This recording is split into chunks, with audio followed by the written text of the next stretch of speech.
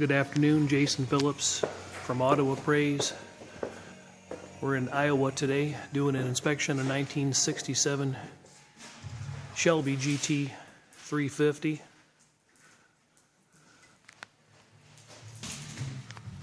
According to the 1997 registry, this was originally delivered to Bruce Green Ford in Salina, Ohio, back in May of 1967. Car's been restored. Since we're up on the hoist, we'll give you a peek.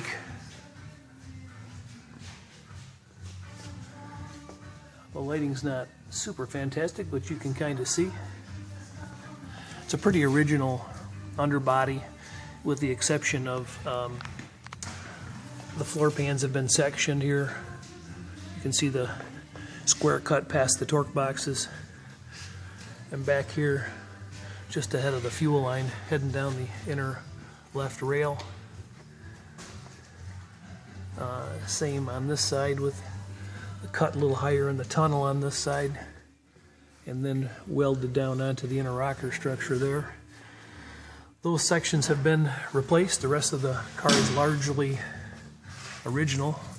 Some jacking depression likely there, although there is a slight tear / elongation in this rail where it was hooked and pulled forward.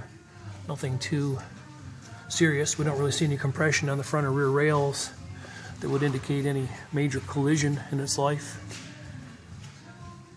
And there's some welds up here that have been spotted in various spots. We can see welds on some of those repairs. Bit of a space here between this floor pan section compared to this that cross member mount for the back of the tranny. There's been some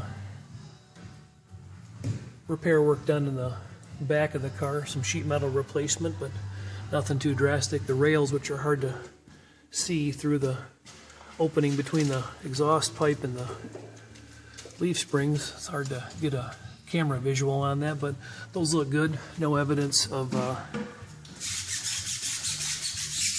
being compressed. I've hit a little bit of compression right there in that rail. Non-transverse mounted shock mounts. Slight drip here at that 350 ratio tag present on that Ford 9-inch. That thing's cast C5 AW.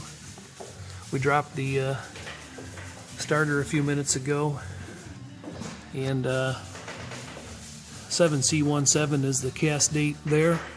C5 on the block casting. Minor drip present between the main body of that top loader and the tail shaft, but nothing too disconcerting.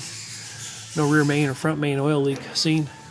A little bit of a drop of power steering fluid. We wiped off the oil filter there.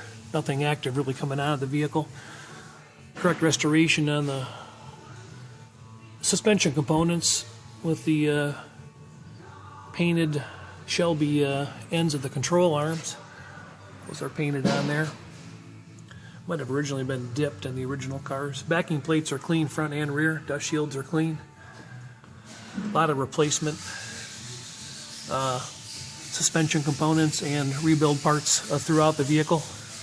We'll get up top and check out a little more. 2-inch exhaust all the way through, stock manifolds with an H pipe.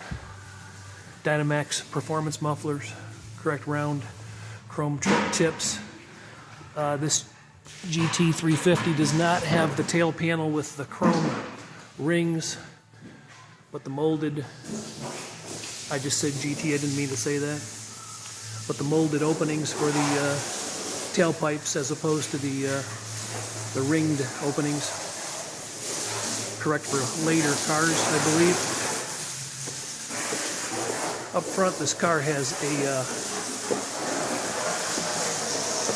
what is believed to be an earlier style inboard lights, and it's a later car, so it's not etched in stone that every Every later car should have had the outboard lights. That's on a reproduction grill, reproduction badges. They're a little bit lighter gold on the originals. Body's nice, took a magnet real well. Limited use of filler in the door corner and a little there down in the rocker. But magnetic adhesion was very good. We're going to get it down, take it for a ride. Also non-functional rear air scoops, which most of them, had. And that fuel line running down, not the tunnel like the earlier cars, but running down the rocker, common to the later cars. We'll fire it up, pull it up off the hoist. Original aluminum tag, I don't want to focus on that, but it's present. Original style yellow top coil with a Bakelite clip-on pushover connectors present. This is just an Autolite tar top fakey battery cover. Aftermarket windshield washer bottle. Transmission cooler, you can see down there. You can't see very clear, but it's correctly mounted in front of the core support as opposed to anywhere else. Replacement or rebuilt horns. We didn't get them to operate earlier, but are the horns working now? Underhood bay is in good solid shape, period correct. Dated hoses with tall tower clamps. That aluminum Cobra intake 3.7 Mary. That's a later intake anyway, according to the book, not the earlier intake.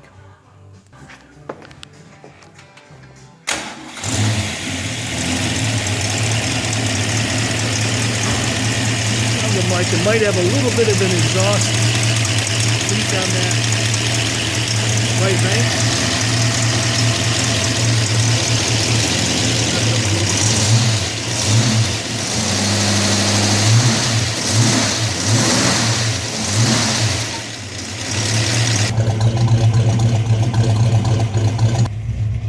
It's getting a little cold out and it's actually starting to snow, so we're not going to go too far.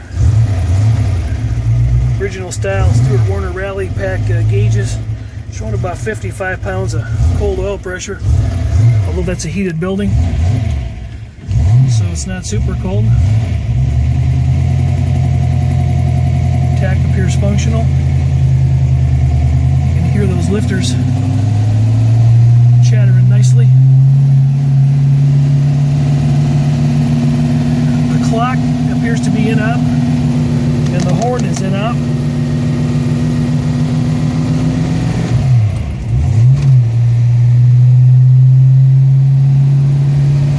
The wipers sweep the windshield, a little bit out of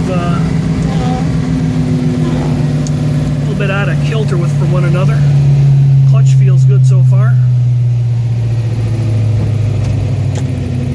Radio power is up. I haven't had that. There we go. And it works. Fan blower works. Heater cables are sliding freely. Windows are real stiff going up and down. They got new seals. Interior's reproduction. The knit bucket centers, common to the late model.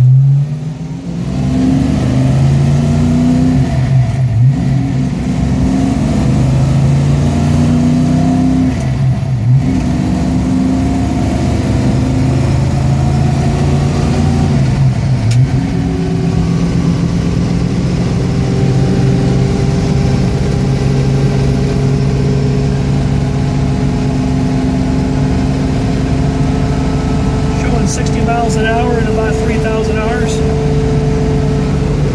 Hands off the steering wheel. Car holds the road nicely. We're on a country 2-track. I'm not going to go too far.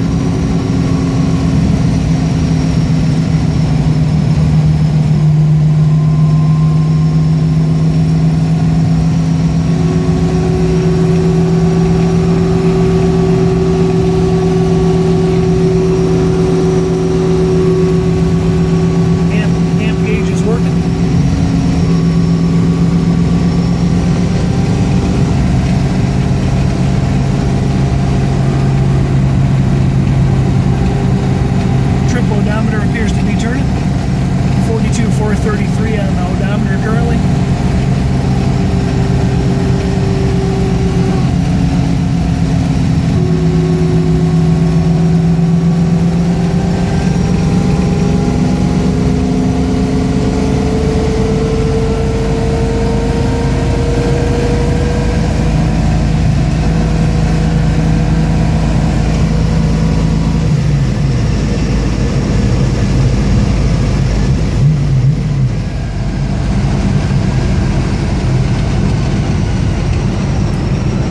On the brakes, power assist seems to work nicely.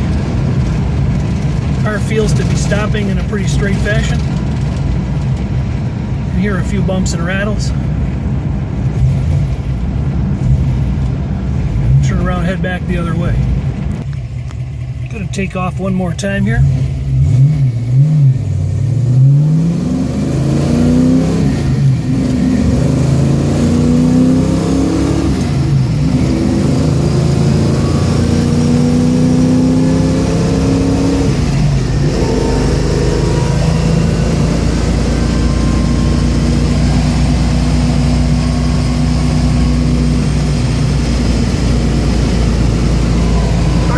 License plates on it, so I don't want to get a ticket and have this thing towed away. I have no idea exactly where we are in Iowa right now, but Jason Phillips from Appraise wrapping up an inspection on a 1967 Shelby GT 350. Car was an original limelight car, delivered in green, but painted everybody's favorite color now. Good solid underbody. Car was in the 1997 registry. Sold originally out of the Los Angeles facility to deliver to Ohio.